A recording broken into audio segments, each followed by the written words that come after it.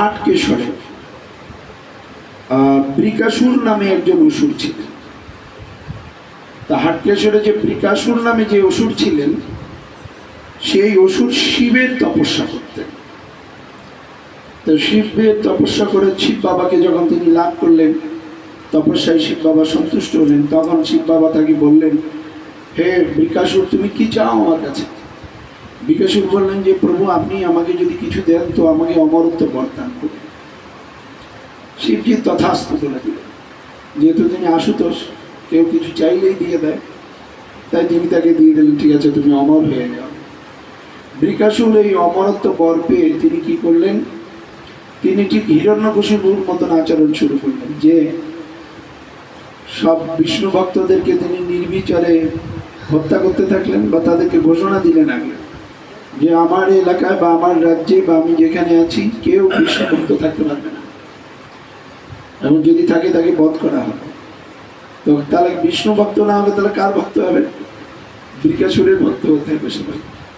অর্থাৎ বৃকাসুরকে ভগবান বলে পূজা করতে হবে, কেউ বিষ্ণু ভক্ত থাকতে পারবে না। তখন এই বৃকাসুর তিনি কি করলেন, এই প্রথমে ঘোষণা করলেন, তাতে যখন দেখছে যে না তবুও বিষ্ণু ভক্তরা হরিনাম চালিয়ে যাচ্ছে, বিষ্ণু গুণমহিমা কীর্তন করছে, তখন তার দূতকে পাঠিয়ে দিলেন, চারিদিকে ছড়িয়ে দিলেন যে যারা বিষ্ণু ভক্ত আছে তাদেরকে বধ করা হবে। আর যারা বিষ্ণুর নাম ভুলে যাবে, যারা আমার চরণে শরণাগত হবে, আমাকে স্মরণ করবে, তাকে রক্ষা করতে হবে, তাকে তাই রক্ষা করবে। তখন বৃকাসুরের এই দূতেরা নির্বিচারে যারা বিষ্ণু ভক্ত ছিলেন তাদেরকে হত্যা করতে থাকলেন।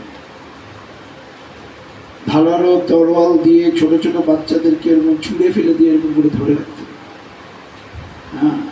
কংসের মতো পা দুটো ধরে বাচ্চাদেরকে পাথরের উপরে এরকম চূর্ণ বিচ্ছিন্ন করতে দিয়ে করে ফেলতেন তাদের মাথাটাকে। মানে এইভাবে প্রতিটা পরিবারের সমাজের লোকদেরকে ত্রাস সৃষ্টি করে দিলেন। সবাই আতঙ্কে ভয়ে, যারা বাপ বেঁচে থাকার ইচ্ছা থাকলো তারা তার ভক্ত হয়ে গেলেন, বাকিরা সবাই বিষ্ণুকে বাদ দিয়ে দিলেন, বিষ্ণু ভক্ত।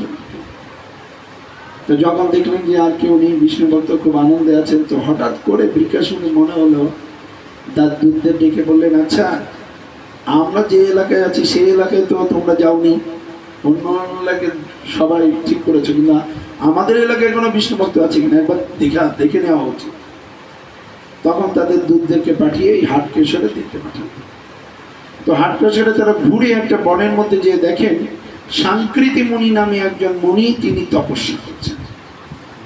হরে কৃষ্ণ কৃষ্ণ কৃষ্ণ হরে হরে, হরে রাম রাম রাম হরে, হরিনাম জপ করছেন।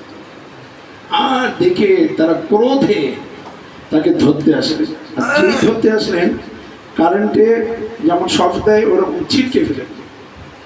তখন চিন্তা করলে কি ব্যাপার, তখন তারা সবাই সদল বলে একসাথে এসে তাকে জাপটে ধরার চেষ্টা করলেন। যেই আবার সাংকৃতিক মুনিকে ধরতে থাকলেন, তখন আবার তারা শক করে ফেলে দিলেন। তখন তারা ভয়ে বৃকাসুরের কাছে গিয়ে বললেন, হে অসুররাজ, এই হাটকেশ্বরেই সাংকৃতিক মুনি নামে একজন মুনি আছেন, যিনি এই ভগবানের ভক্ত, তিনি হরিনাম জপ করছেন, তপস্যা করছেন। তো বৃকাসুর বললেন, কেন তোমরা ধরে আনোনি? আর সে ক্রোধ দেখালেন, বলছে আমরা তাকে ধরতে গেছি কিন্তু আমরা কোনোভাবে ব্যর্থ হয়েছি, তা আপনাকেই যেতে হবে। তো বৃকাসুর গদা নিয়ে চললেন, চলো ওকে আজকে চূর্ণ বিচূর্ণ করে দেবো আমি নিজে হাতে। আর যখন গেলেন, যেই দেখছেন তপস্যা করতে, আর রেগে ক্রোধে তিনি পা দিয়ে সজোরে এক লাথি মারলেন। আর লাথি মারলেই সাথে সাথে বৃকাসুর বিকলাঙ্গ হয়ে গেলেন। আর বিকলাঙ্গ যখন হয়ে গেলেন, তখন তিনি আর চলাফেরা করতে পারছেন না। তখন শিবের জন্য আবার সেখানে বসে তপস্যা করলেন। শিব বাবা সেখানে উপস্থিত হলেন। শিব বাবা বললেন, কেন তুমি বিষ্ণু ভক্তের উপরে অত্যাচার করেছো, তার ফলস্বরূপ এটা হয়েছে। তখন যেহেতু তিনি অসুখ ছিলেন, ছলনাকারী, তাই শিবজিকে আবার বললেন যে প্রভু আমার ভুল হয়েছে, আমি অপরাধ করেছি, আপনি আমাকে মাফ করুন, আমাকে এই যাত্রা রক্ষা করুন। যে আমি তো কিছু করতে পারবো না, যদি সাংস্কৃতিক মুনি তোমাকে মাফ করে দেয় তাহলেই সম্ভব, না হলে সম্ভব না।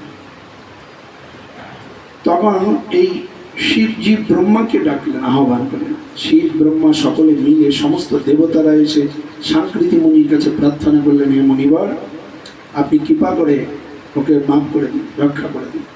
সাংস্কৃতিক মুনি বললেন যে আমি যে তপস্যা করছি, আমার তপস্যা যদি মিথ্যা না হয়, তাহলে আমার সমস্ত তপস্যার ফলও যদি ওকে আমি দিয়ে দিই, তাও ও বিকলাঙ্গ, ওকে থাকতে হবে 8 মাস বিকলাঙ্গ থাকতে হবে, আর 4 মাসও চলাফেরা করতে পারবে, আমার সমস্ত পুণ্য ফলও ওকে দিয়ে দিবে।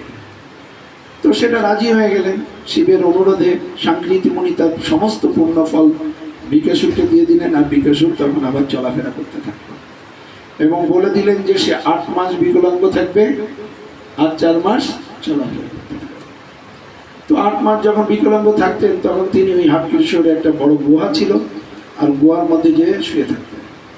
যেই 8 মাস পূর্ণ হতো, তিনি তখন ওখান থেকে উঠে এসে আবার এই 4 মাস যেহেতু চলাফেরা করতে পারবে, আর যেহেতু অমরবর আছে, আবার অত্যাচার শুরু করলেন। তো যখন আবার অত্যাচার শুরু করলেন, তখন সবাই তো ভয়ে ভীত, সন্ত্রস্ত। এরপরে বিকাশুর 1 বছর, পরের বছর আবার কি করলেন, তিনি এবার এই মত্তলোক ছেড়ে দেবলোকে আক্রমণ শুরু করলেন।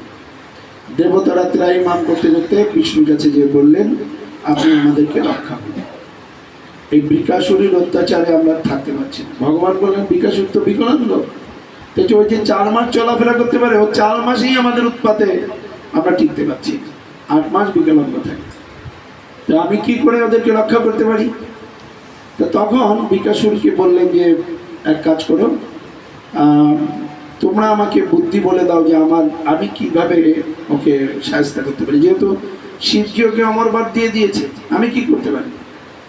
তখন দেবতারা তাকে একটা পরামর্শ দিলেন ভগবানকে, ভগবান আপনি এক কাজ করুন, যে যেদিন এই 8 মাস তো সে বিকলাঙ্গ থাকে, তো 8 মাস ও যে গুহার মধ্যে শুয়ে থাকে, ওই 8 মাস শুয়ে থাকে, যেদিন 8 মাস পূর্ণ হয় সেদিন ও গুহা থেকে বেরিয়ে এসে এই মত্তলোকে এসে আবার উৎপাত শুরু করে বা দেবলোকে উৎপাত করে।